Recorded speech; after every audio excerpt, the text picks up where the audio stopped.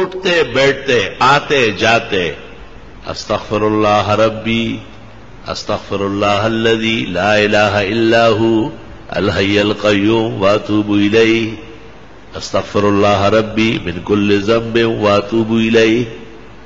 یہ پڑھا کرو جتنے استغفار آپ کو یاد ہے، بہت زیادہ پڑھو، کم پڑھنے سے نہیں کام چلے گا. کیونکہ دنیا کی تمام تکلیفیں، رنج اور غم، صدمہ اور مصیبت، فتنہ اور پریشانی سورت انفال میں ہے، استغفار سے ختم ہو جائے. استغفار ہمیں کرنا چاہیے. پیرانی پیر شیخ عبد القادر جیلانی نے ایک موقع پر لکھا ہے کہ جن کو استغفار کا پتہ ہے اور پھر وہ پریشان ہوتا ہے، فرمایا بہت بڑا کذاب اور جھوٹا ہے. یہ تو خدا کا فیصلہ ہے کہ آپ استغفار کریں، میں پریشانیاں دور کروں.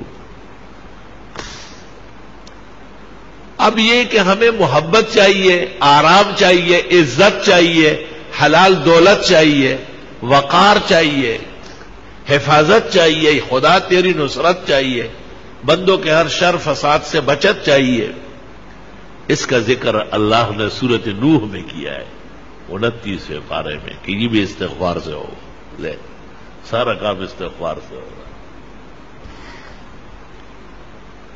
علماء نے اس طرح ایک مثال دی کہ اگر فرید گنج شکر ان کے شیخ قطب الدین بختیار کاکی، ان کے شیخ معین الدین چشتی اور ان کے شیخ عثمان ہارونی اور ان سے بھی بڑے شیخ عبد القادر جیلانی اور سید علی حجویری داتا گنج بخش اور حسن بصری اور علی مرتضی اور چاروں مقرب ملائک، ان سے بھی آپ وظیفہ مانگے. استغفار سے بڑھ کر کوئی وظیفہ نہیں دے. سب کا اتفاق استغفار پر ہوا. استغفر اللہ ربی من کل ذنب واتوب الیہ استغفر اللہ الذی لا الہ الا هو الحی القیوم واتوب الیہ. اب ایک آدمی استغفار کر رہا ہے اور وہ فائدہ محسوس نہیں کرتا تو قرآن تو سچا ہے، ہمارا ایمان ہے، اس میں کوئی کمی ہے نا. وہ عورت نے وہ چاند دیکھا ایسا چاند کی طرح، تو انگلی کے ساتھ کوئی چیز لگی تھی نامناسب، کہنے لگی چاند تو بہت اچھا لیکن بدبو آ رہی. تو بدبو تو آپ میں ہے، چاند میں تھوڑا ہی ہے.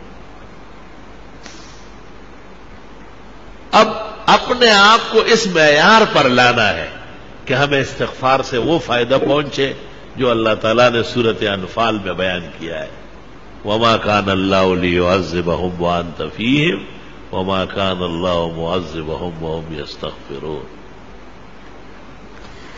ایک ایسی نیکی اور ایسا عمل جو نبی کے برابر ہو یا نبی جیسی رحمتیں مل جائے، قرآن کی اس آیت میں ہے جو میں نے پڑھی کہ وہ استغفار کا عمل. یا تو نبی کی وجہ سے بچت ہے یا استغفار سے بچت. خوب استغفار کیا کرو. بعض راتیں مناؤ باقاعدہ، بعض اوقات منا لو کہ بھئی میں سحری میں اٹھوں گا اور سورج نکلنے تک استغفار کروں گا، اور میں جمعے کی نماز کے لیے 2 گھنٹے پہلے آؤں گا، سورت کاف پڑھوں گا، 100 مرتبہ درود ابراہیمی پڑھوں گا، بس پھر جمعے تک استغفار کروں گا. جمعے میں اتنا ٹائم نہیں ہے، چلو عصر سے مغرب صحیح ہے، مغرب سے عشاء تک کچھ تو ادھر کنڈے زویا سوخو بویا، کچھ تو کرے آپ، اپنے آپ کو ذرا قیمتی بنائے. جتنی خوشیاں چاہیے، جتنے آرام اور راحت چاہیے، جتنی عزت چاہیے، اللہ تعالیٰ سورۃ نوح میں فرماتے ہیں فَقُلْتُ اسْتَغْفِرُوا رَبَّكُمْ، استغفار کرو، وہ مل جائے گا، سب عطا ہو جائے گا. ہمیں بھی دعاؤں میں یاد رکھو، دینی مدرسوں کو بھی، طلباء کو بھی، اور یہ موجودہ پریشانیوں کو بھی، اور استغفار کی کثرت کرو. راتوں کو بستر پر جاتے وقت 33 دفعہ سبحان اللہ، 33 مرتبہ الحمدللہ، 34 مرتبہ اللہ اکبر پڑھا کرو. آج ہی بخاری شریف میں آ رہا تھا کہ حضرت فاطمہ آئی اور ام المومنین عائشہ کو کہا کہ حضرت غلام بانٹ رہے ہیں، مجھے بھی کوئی نوکرانی دے دے. جب حضرت آئے بتایا، انہوں نے کچھ کہے بغیر ان کے گھر گئے اور ان کو کہا بس رات کو یہ پڑھا کرو 33 مرتبہ سبحان اللہ، 33 مرتبہ الحمدللہ، 34 مرتبہ اللہ اکبر. یہ دنیا بھر کے غلام کنیز آرام و راحت سے بہتر ہے. تسبیحات دائیں ہاتھ سے پڑھا کرو، بائیں ہاتھ سے اسلام میں کوئی تسبیح نہیں ہے. جو مسئلہ نہیں جانتے ان کو بتانا ضروری ہے، جو جاننے کے بعد بھی نہ مانے اللہ ان کو ہدایت کی توفیق دے.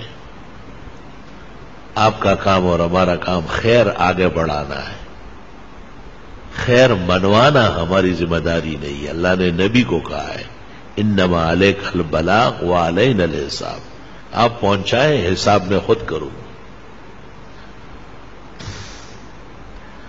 تسبیحات جس طرح نمازوں کے بعد ہے اس سے زیادہ ضروری رات کو سوتے وقت ہے. بہتر ہے کہ باوضو ہو، بہتر ہے کہ پاک کپڑے پاک جسم ہو، بہتر ہے کہ بستر بھی صاف ستھرا پاک ہو، سفید پاک چادر بچھاؤ اس پر.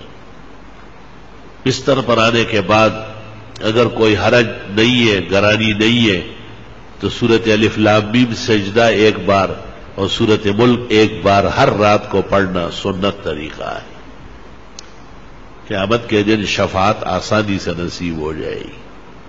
قیامت کے دن کی تپش نہیں دیکھے گا، محسوس بھی نہیں کرے گا. لوگوں سے پوچھے گا کہ وہ قیامت کہاں ہے، وہ تکلیف کدھر ہے. فرشتے کہیں گے چل چل الف لام میم سجدہ اور سورہ ملک جو پڑھتے ہیں ان کو نہ قبر میں عذاب ہوتا ہے نہ میدان حشر میں ہوتا ہے. یا رب تیری کتنی عنایات و احسانات.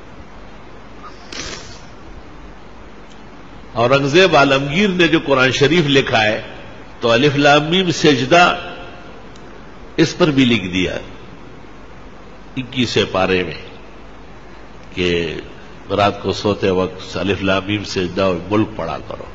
پھر 29 پارے میں جب سورت ملک آئی پھر لکھنے لگا تو کاتبان جو بیٹھے تھے انہوں نے کہا حضرت یہ لکھ چکے ہیں وہاں.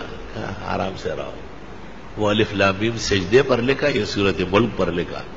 اور حدیث شریف لکھنے کے بعد لکھ فرمایا بس اورنگزیب کا یہی مقصد تھا کہ یہ لکھا ہوا قیامت تک رہ جائے، شاید کوئی عمل کر کے اور مجھے بھی قبر کے عذاب سے اور جہنم کے تپش سے اور قیامت کی پریشانی سے اللہ تعالیٰ نے نجات نصیب فرمائے. الحمدللہ رب العالمین. اللہم صلی وسلم علی النبی وعلی آلہ وصحبہ.